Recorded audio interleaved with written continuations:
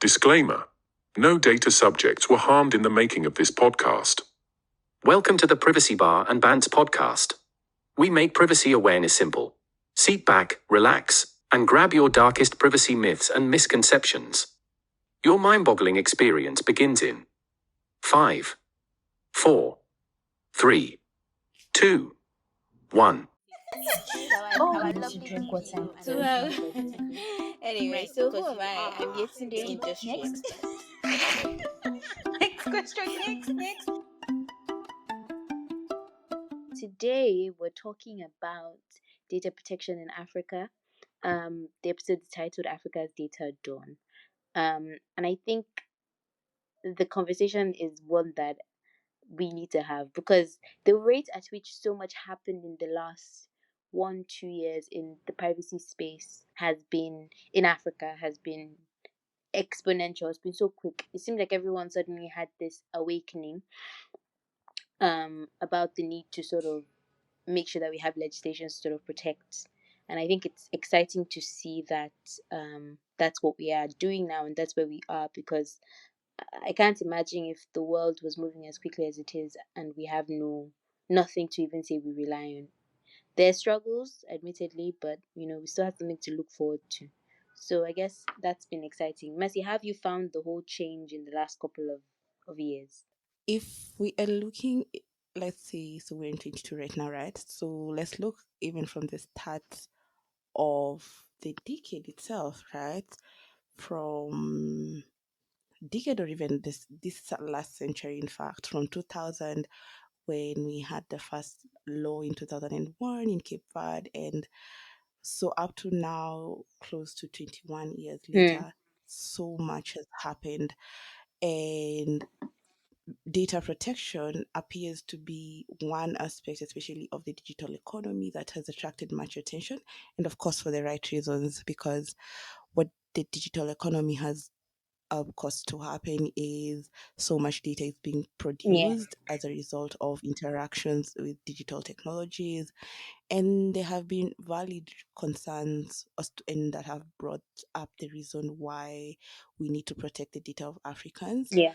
And this is set to grow, if you ask me, because we're just scratching the surface. More technologies are coming. We're going to be using them. Our data protection laws will match. Revisions will happen, and we've already seen so many amendments happening. Even Cape Verde that introduced their law in 2001 did that, amended it. The latest amendment was Niger or Yeah. Niger. I How do you think say it's it again? Niger. Niger? I see Niger as well. Niger. I'm not too Okay. sure either.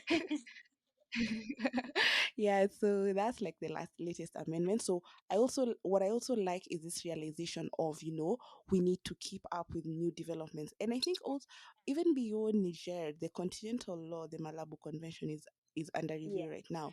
So I love the way we are waking up to realizing that what served us before might not be what we need to serve us in the coming Mm-hmm. days.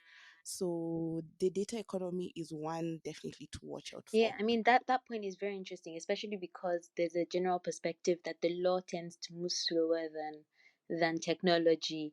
And so when you have this kind of situation where we can see there's efforts to at least making sure that Africa is not lagging behind in terms of regulation, it's exciting to see. It's very inspiring. At least something is being done to sort of, so we're not literally running too slow, you know, but running too slow to catch up to technology. Yes, yes, I totally agree. But also, I think also one thing that we definitely going to be doing is looking at more than, than just saying that we have the data protection law and we amended it. A deeper review on why the amendments are needed is going to be necessary.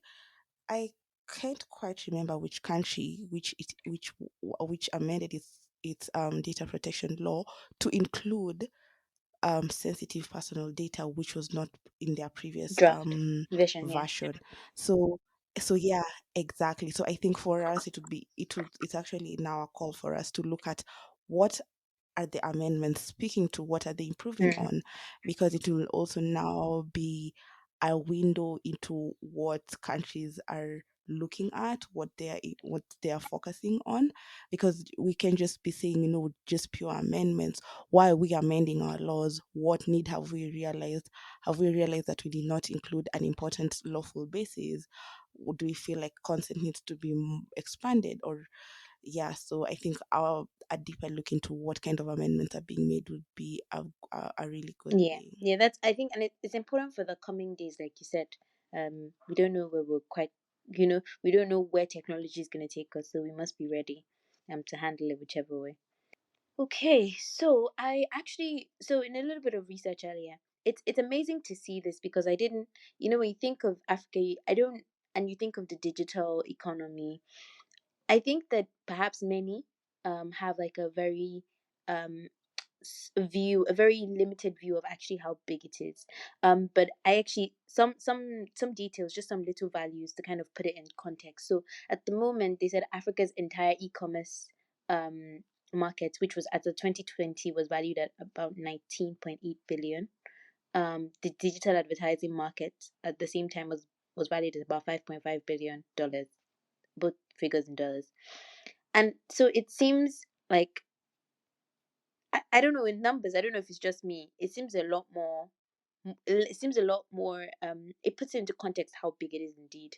And I wanted to ask you, how exciting is this for you, and what opportunities or fears do you have about this whole space of Africa joining the global race for a data driven economy? So after it's big, and this is evidenced by this the work that's going on under it, because according to the trade agreements, the goal of AFTA is to create a single intra-African market. So you imagine there are 55 countries trading with each other. It's good, it's great. And as you were saying those numbers, I recalled something that I once came across, and it was just making reference to the state of trade, especially e-commerce in Africa, because one of the driving factors of after will be really the digital space, and it's reflected even in its procedures, in its complaints mechanisms. You can see so much about after and how it intends to take up the digital, to rather to leverage the digital space. So what they were saying is that about e-commerce in Africa is that the thing about measurements of e-commerce in Africa tend to mainly focus on trading physical goods Mm, through electronic channels, and that's mostly within national economies.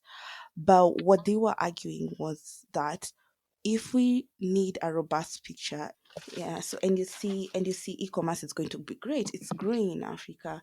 And we, especially from a data perspective, one things that we'll need to start now considering are things like data localization, how do we treat cross-border data flows, and other general issues of data protection that need to be considered.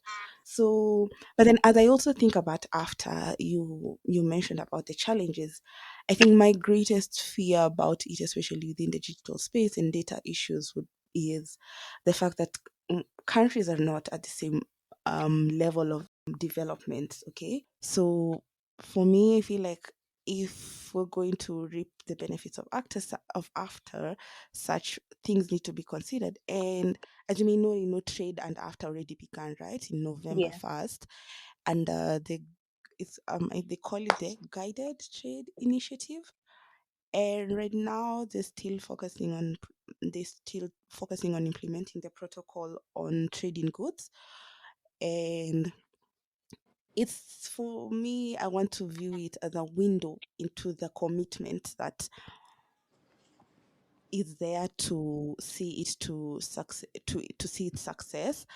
And as we now wait for the protocol on digital services, digital trade rather, uh, it'll be interesting to see which countries will be selected, because the guided trade initiative chose only 8 countries as of now to Yeah. start off. So when it comes to digital trade, it will be interesting to see which countries will be participating in the trade. So, Mercy, talking about national laws across Africa, we see like the Brussels effect is really, really taking a hold here, where we see many African countries just adopting the EU approach or the EU laws the EU data protection framework and making that the local data protection law. I mean, does this raise any concerns for you? Should we be worried, especially given the fact that many countries still have a massive implementation gap? Are we saying that is this approach in any way exacerbating it, or is it really a good solution or a good approach for us to adopt going forward? I think the thing about the EU and the GDPR's impact in Africa is can be viewed in both ways. I mean, because first of all, I think it's very important to note that it's not a recent thing. So the GDPR is at 20 it came into effect in 2018, but prior to that there's been a lot of data protection in movement in Africa. Mm. There was still though again you just say you could still say that was there could you could see a lot of EU influence in it, but one thing I think I prefer to caution against is this idea that it's compelled, because the reason I say this is if you look at things like the Convention on 08, which is the Treaty on Data Protection, you find that there's some African countries that have acceded to it. They acceded to the previous version, and they also acceded to the Convention on Mm. 08 plus. And when you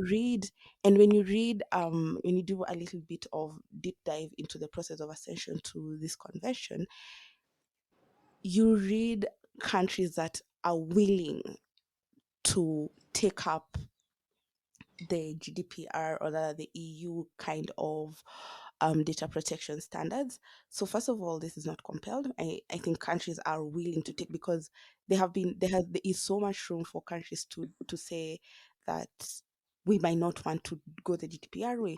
But also on the True. other side, you could see there's a natural push, because if the argument that's there is, if you want to participate in the global economy, then I think you also need to align by the global standards. And well, we're not supposed to be calling the GDPR the global standard, but that's what it looks like, right? Because True. even yeah, because even if you look at US legislation that's coming up on data protection, there are aspects of it that can be read from the GDPR, whether they copied or not. Now that's a whole different aspect. But the fact that the EU initiated the regulations first, it has been sort of used as a benchmark for any other country that wants to create their laws to look up to them. And that's I think the what do you call it, the implementation or success of these laws is yet to be seen, but you could definitely see there's still some struggles among certain countries, um, whether they are caused by borrowing such a framework is now something that also needs to be discovered, because for example, if you look like at a basic thing like having a data protection authority, so it's one thing to have a data protection authority and to have it well equipped, so enough staffing, adequate Mm-hmm. resources.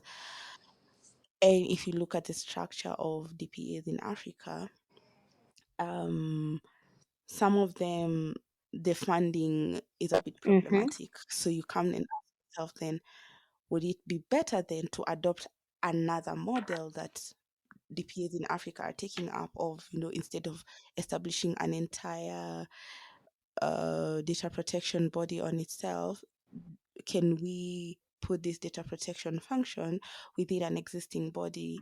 And I think we have done something that in that regard with Tech Hive, where we've created this map on the state of data protection laws in Africa. And one of the features that we included was the nature of data protection authorities, because I think it's important to break down the nature of these Mm-hmm. authorities, how they are. Yeah. Okay.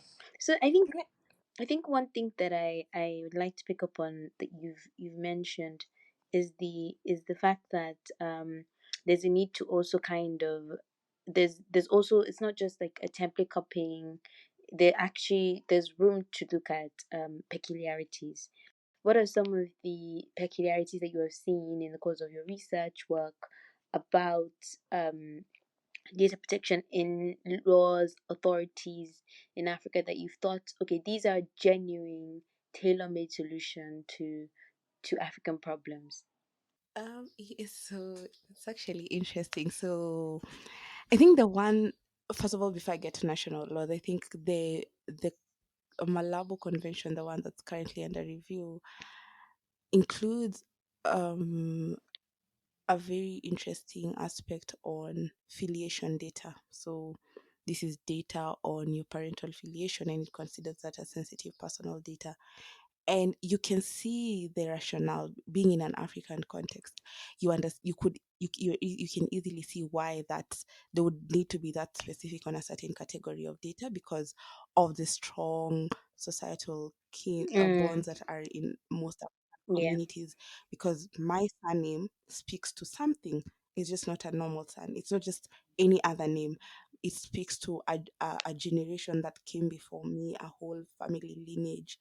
I think there also another peculiarity that I saw was in, or rather is in the Rwandan data protection law that caters for the Hmm. dead. That's an interesting one. And definitely a podcast topic Yeah. soon. Actually, you read our minds. I totally agree. Yeah, we literally were talking about that this morning. Even I think Tunisia has Oh. a similar provision as well. Yes. Yeah, so I think that's you if you look at why they would want to cover data protection for the dead, you try and see it requires a proper understanding of how African communities treat the living and the dead, you know. So I think those are some of the peculiar things that you're able to see. Other than there are so many other things because you can see differences in provisions such as in cross-border data Mm. flows, but those for me are not as pronounced and do not speak to the Mm-hmm. culture of our Yeah. community more than it's really Yeah. procedural more than Yeah, culturally. more like Yeah. what works for us in terms of whether we Yes. want to keep data fully localized, what type of data. Like it's more, I guess, societal as opposed to cultural in any way. But I think that that's interesting. That's a really interesting point you raised. So those were some interesting peculiarities that you identified. Um, I think that I was gonna say earlier as well with regards to when we were discussing earlier about some of the challenges that we face with adopting the European approach. And I wanted to just get your 2 cents on this as well. We have the issue of there's still a heavy reliance within data protection law, at least in Africa, on the capacity of data subjects to be a tool for compliance. So filing Mm. complaints at data protection authorities. But these are this solution is quite I can I feel like for it's very advanced for our society, the reason being that there's still a knowledge gap, as Dolapo identified earlier, between and almost an absence of or limited appreciation for privacy and privacy related issues, um and but yet the main tool for enforcement, especially given the limited capacity that many data protection authorities in Africa operate with, is still geared towards looking at um, data subjects to sort of make complaints and all that. But then you then see a country like Nigeria, which something interesting. You see the obligation to file a yearly compliance report. And I think that that's in line with the conversation of peculiarities that really speak to the conditions of different climes. I think that's probably another one that I find interesting. What do you think about that? Yeah, so I think what you've mentioned about the challenges of enforce for data subjects to to enforce their rights under data protection laws. And there's been a lot of discussion, especially on the issue of consent, right? So consent as a lawful basis for data processing.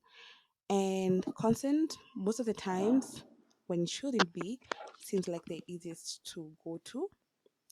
But there's so many other lawful basis for data processing. But the thing I have noticed about Africa, consent is really in our faces. Like, and there are major, and there are major reasons for that, and there could also be challenges to it, because as you're saying, for us, we are entering into an era of data protection. It's still a new field for us, and the data subjects are expected to be having an understanding of it, which is not the case. And so, and this, I think, is sort of our dilemma, because we are using the technologies, and we're expected to have agency over these technologies, and maybe mostly in the form of consent. But there are Mhm. evident challenges, because when you are presented with consent that is not something that you're used to, it becomes difficult to even enforce it. True. And I think this is now where the question of principles such as privacy by design come in, because it begs the question: how can we embed privacy in the technology development cycle of any tool that we expect to be used? Because by embedding privacy in the technology, what it does, it removes the need of installing, configuring, and managing third-party tools for our data subjects, and this definitely takes off a huge burden. Mm. And there's also been this proliferation of discussions of how do we implement or rather, how can we implement a fiduciary duty on data controllers. And that's why there have been discussions of issues like data trusts, so that we can delegate, or rather remove this burden of implementing privacy protections away from the data subject. It's an ongoing conversation. There are challenges to it, but I think the realization of these challenges is also a good thing, because it helps us to now find ways of how we can creatively balance the data subject rights while ensuring technology use, because it's slowly becoming an imperative of the society that we're living in. These are very valid points, and these are conversations that are really growing, and we expect that regulators would definitely pick up on. I think for me, what I another question I really wanted to ask was in terms of harmonization of you know frameworks with regard to the African context. I think the closest thing we have to that is one of the closest things we have to that is the Malabo Convention, but barely just a few countries have adopted it, and I think even fewer have ratified it. So how do you think this all plays out? Would you be Are you one of the few advocates for making a case for harmonization of laws in terms of the benefits and advantages that Africa could get from the African countries could get from this? Or what opportunities do you see from harmonization of laws within the African context? So the harmonization of laws is actually very, very relevant. And before I even go far, I'm a proponent for it, because the current data protection landscape in Africa is complex. Let me tell you, I think it's actually more complex Definitely. than even in the EU, in the US, Mm. in, because every law, what country X provides for data subject rights is not what country B provides for it.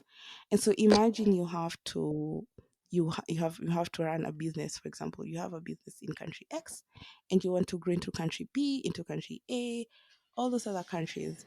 What then that means for your data governance structures and protection structures is that you need to have a proper and thorough understanding of the data protection laws in those countries. And as you True. said, just having just the reading or the writing of the laws does not speak to how implementation happens. Of course.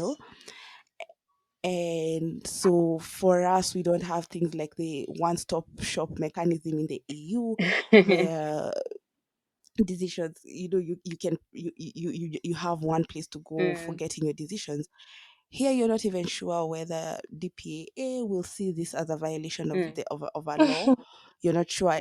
So there's so much that's happening. I say we're in the EU. This is pre EU directive what we're going through now, where and it's even almost worse because at least pre EU directive, perhaps I'm not sure, but I'm imagining that some countries didn't even have legislations. So to then be at a point where everybody has a law, I think we're even in a worse off position than they were in the pre EU directive, the pre I think the EU directive that was in place before the GDPR came into Because force. now there's That's so much interesting conflict time. with laws, right? Yeah, it's not just absence. Some people don't have anything, Yeah. so you can adopt whatever. It's like everybody has a regime. Yeah, I think what you're saying is actually very correct. And if you really think about it, so the absence of a data protection law for a business that operates in different countries would have been easier to navigate. But now with laws in place, which is a commendable thing to start with, it requires a proper understanding of the implementation, right? Of the implementation of the laws in the different countries. But I think we'll navigate. We'll navigate because the laws are here to stay.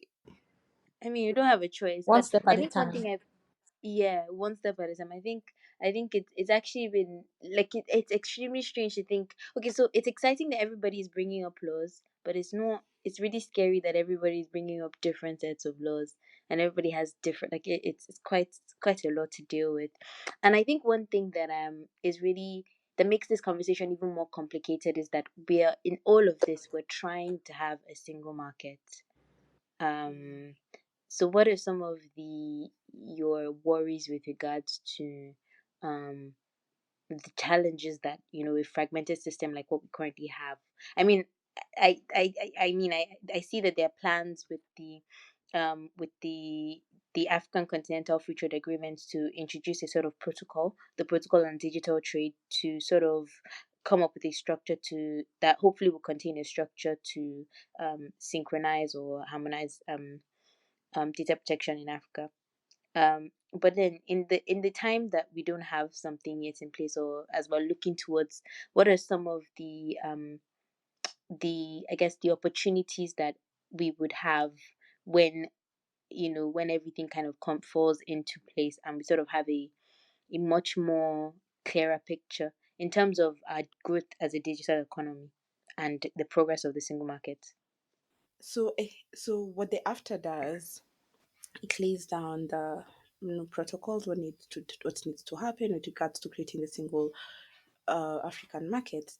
But you also need to remember that earlier this year, in I think July, the AU data policy framework was released. Mm, So the AU data policy framework will need to, especially when you're discussing about data in Africa, will need to be a very core focus of businesses and countries as they navigate the data policy. And because the AFTA requires that countries to create their national implementation frameworks, it will be interesting to see how nations navigate the data aspect in light of the AU data policy framework. Because I'm also aware that there's implementation framework for the data policy that's being created. So as it is right now, the AU data policy framework does place a lot of emphasis on harmonization, and for the right reasons, as I said, because if we create a single market, we need harmonization in very many aspects, data ones included. So what the data policy framework sees as the vehicle for harmonized policies on data in Africa are the regional economic communities. I think there are 9 or 8. So it sees these bodies as instruments to drive harmonization. And now the question becomes, are we seeing it? Because these regional economic communities have had an experience, or they've had their own fair share of experience mm, with data protection, right? yeah. Because we have the Yeah, ECOWAS supplementary act on data supplement. protection. Yeah, we Exactly. have the And we South also African Development Community Model Act as well. Exactly. And then we also have the one for Central Africa, Yeah. the ESC one.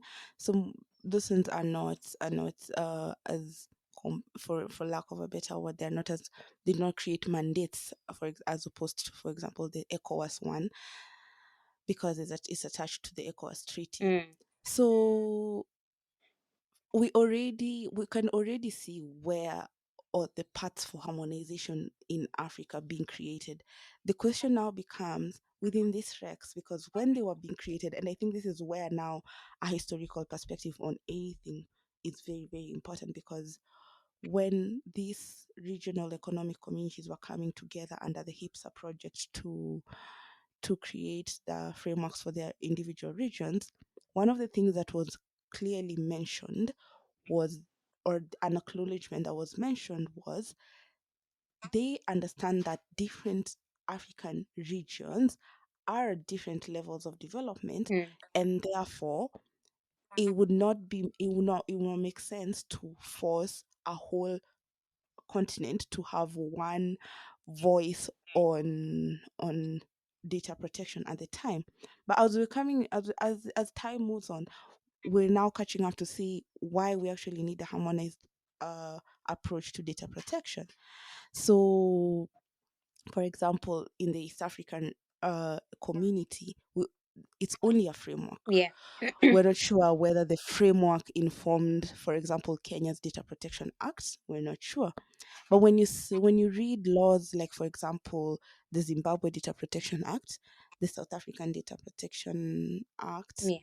you see hints of influences of the model law on their national laws. Mm. But you see, that's just happening at the regional level. This is just the Southern Africa. But Southern Africa will need to interact with this Western Africa, will need to interact with Northern Africa, Mm. you know?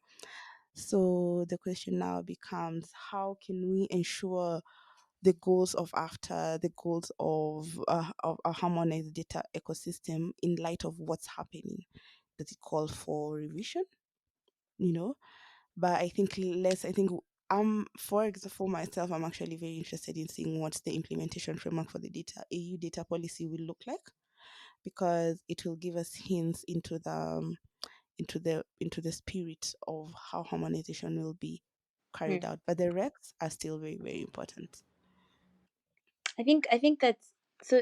In fact, you literally stole my next question out of my mouth, because I didn't want to actually delve into the question of regionalization in Africa, which is something that we've seen a lot of, and how that fits into a harmonized system, and what opportunities. Because one thing I actually realized, and if you look at the uptake of the Malabo Convention compared to the uptake of regional frameworks that you've mentioned, there's a clear difference. The it seems like there's something that the regional laws have on that makes them, I guess, easier to absorb, or that you can possibly see a better trend with absorption of regional laws, as opposed to like a whole continental one, a cross continental one.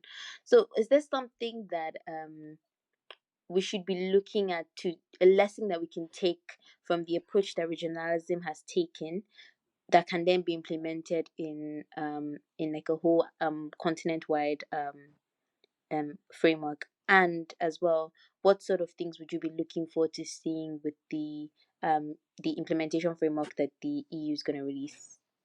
The question on regionalization, I think, and why they look like they have been a bit impactful more than the Malabo Convention is, we need to remember that the Malabo Convention came years after the regional economic data protection frameworks, which began early in 2010. Malabo Convention came in 2014. And I have read commentaries that say Malabo Convention could have actually borrowed from the Rex for the right reasons, because you don't want to also create a convention that's too far away from what's already existing, Mm. because now you create new divergences. So, and for example, I think I like to use the example of South Africa. The discussion of the right to privacy in South Africa is actually very, very old. The it, there is this South African report on on the right to privacy a whole 860-page document on the right to privacy in South Africa Wow. that preceded the creation of Popeye.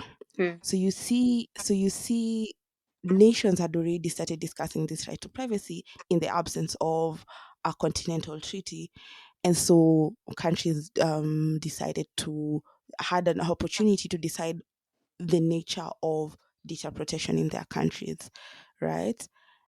I think for the AU data policy implementation framework, what I'm very curious to look at is how they navigate, especially the question of cross-border data flows, because one factor that will be important for any digital market to even arise in Africa is data needs to flow. So the implementation framework will be very, very instrumental, and I believe they are working to create a proper, robust provision that balances, as you mentioned earlier on in the podcast, the right to privacy and data protection involves balancing, right? Because at the end of the Hmm. day, Yeah. countries need to have also the leeway to determine the nature of their laws, because Uh-huh. even as things stand right now, there are differences. Countries have differences, for example, in provisions on cross-border data flows, on data localization. Some countries treat financial data to be more important, and therefore requires service providers to store that kind of data nationally. Data on national security is also another factor that countries usually look at. So the implementation framework, as the after framework, will be very, very important for us to it will be very important for us to see how AU navigates the data flows aspect of it, and whether countries in the implementation frameworks will create any changes, or what will happen in that sphere, because data must flow. Data really must flow. Um, Yes. Something you mentioned earlier as well, when you spoke about regionalism, is the role that the peculiarities of different regions, especially developmental peculiarities of different regions, are sort of factored into the sort of legislation that then comes into play. And I think that that's something that we didn't explore, but I want us to explore a little bit more. Um, so when you say that, does that mean that whatever framework that we have that's across that's applicable across the whole continent must be something that sort of factors in the economic position of each country or the developmental stage of each country, in which case then we'll be looking at something that is more attuned to what we had with the EU directive as opposed to what we have with the GDPR, which is pretty strict laced, and there's a it gives sort Mhm. of a very high base minimum. There's a higher level or at which a harmonization takes place, as compared to the EU directive, which left room for a lot more individualism in the law. I see that's actually a very good question, because we're calling for harmonization, but harmonization at theoretical level, will definitely look different at a practical level. So I like this principle that's very common right now in the climate change discussions, of common but differentiated responsibilities. I actually think it has a role in data protection, because think about it. Our role, we need to have a common goal of where data protection principles are respected in Africa, and as I said, where data flows are happening.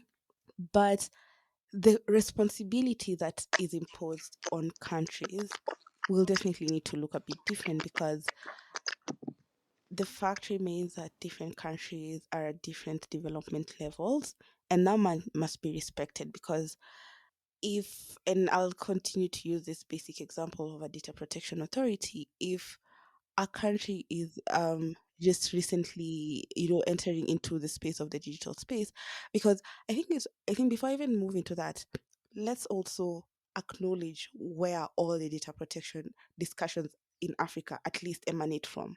Mainly data protection discussions in Africa have their genesis in technology developments, and this is closely linked to especially internet penetration, right?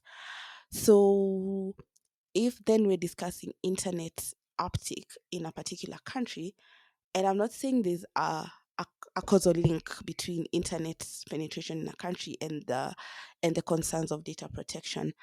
But if we were to use this analogy, I think it's like a very good example of showing why we can have a common goal but different responsibilities even in the data protection space. Because if again we're using this internet penetration example, the rate of broadband expansion in any country like you were mentioning about the internet experience in Kenya versus Nigeria, and I told you it's relative. It depends. There are days I have good days, there are days there are bad days. And so if we're thinking of a country that's currently experiencing civil unrest, for any country, for such a country, the priorities might not be, you know, data protection, but it's also a very important topic at the same time. And I think that's the unfortunate part where you have to deal with so many Mm-hmm. issues at a time. So that leeway needs to be recognized. And the issue of prioritization definitely now comes up. What are our country's priorities at the end of the day? Thank you all so much for listening to the podcast today. It's been fantastic having Mercy with us, and we really, really look forward to doing this. I mean, it's because of times like this that we do things like this. It's been a fun conversation, very enlightening for me, and I'm sure that Dolapo will be in tears that she missed out on this wonderful episode. Until next time, everyone, thank you so much for being here. I remain your ever favorite host. I'm just kidding. Or not. um Yetunde. Thank you. This episode was sponsored by Ikigai Innovation Initiative and was brought to you by Tech Hive Advisory.